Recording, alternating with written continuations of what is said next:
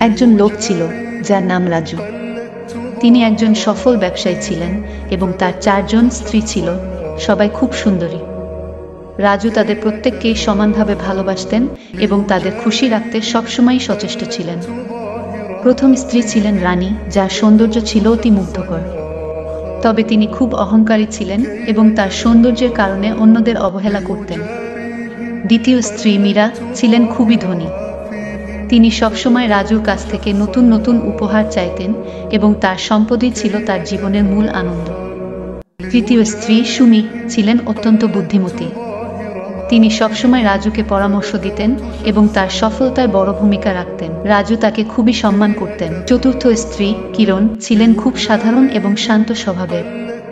তিনি রাজুকে নিরন্তর ভালোবাসতেন এবং রাজুর প্রতি তার আনুগত্য ছিল অসীম। কিন্তু রাজু তার প্রতি তেমন মনোযোগ দিতেন না।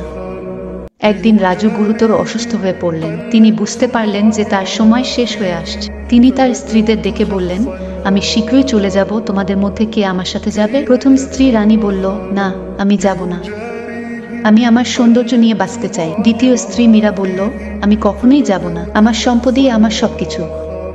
তৃতীয় স্ত্রী সুমি বলল, আমি তোমার জন্য অনেক করেছি, কিন্তু মৃত্যুর পথে আমি যেতে পারবো না।